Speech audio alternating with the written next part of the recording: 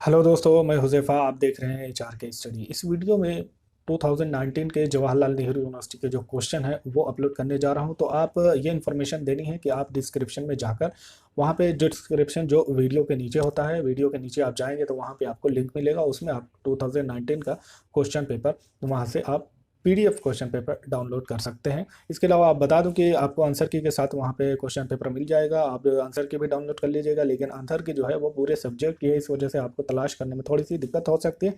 इस वजह से आपको मैं ये बता दूं कि आपको आंसर की कैसे चेक करनी है। आप जाइएगा अपने सब्जेक्ट के हिसाब से, जो कोड है पीडीएफ में आप सर्च करेंगे तो वहाँ पे वो आ जाएगा।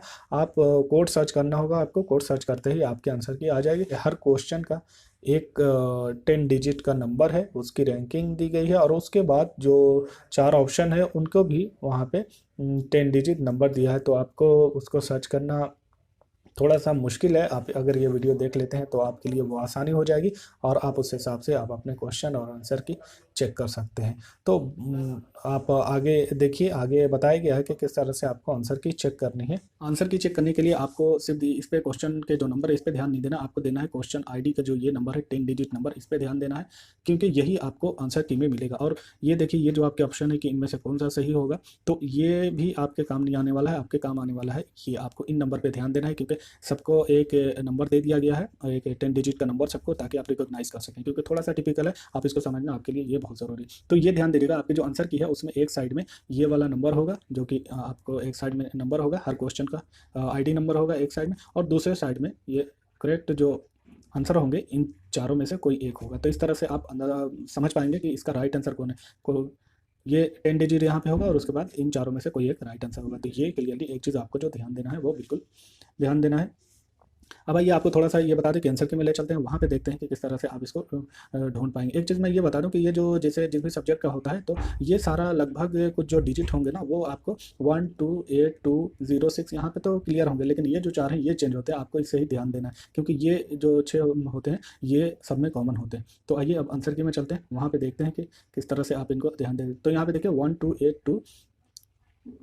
अब मैं यहाँ पे दिखाऊं कि वो जो क्वेश्चन नंबर था वो कहाँ पे मिलेगा। इससे आप अंदाज़ा नहीं लगा सकते कि आपका ये क्वेश्चन 1 है, क्वेश्चन 2 है, क्वेश्चन 3 है। तो आपको नंबर पे ध्यान देना है। तो यहाँ पे जैसे कि मैंने आपको बताया था, यहाँ पे देखिए 1 2 8 2 0 6 1 2 6 0, ये आपको सर्च करना है कि कहाँ पे है। तो ये आपको देखिए 1 2 8 2 0 6 1 2 6 1 1 2 6 0 1 2 5, ये फर्स्ट का जो है ये आपका हर क्वेश्चन में सेम होगा, और ये चारों चेंज होंगे, क्योंकि इसी से आपके क्वेश्चन बनते हैं। तो इसका आंसर हम इस तरह से तलाश कर सकते हैं कि यहाँ पे देखिए 1 2 6 0। अब इनमें से देखेंगे 1 2 6 0 कौन है, तो 1 2 6 0 ये वाला है। मतलब कि आपका जो सेकंड नंबर है क्वेश्चन, वो सेकंड क्वेश्चन नंबर है, वो आपका यही है जिसकी आपको तलाश है। अब ये देखना है कि उन चारों में से ये कौन सा है, ए है, बी है, सी है, डी है।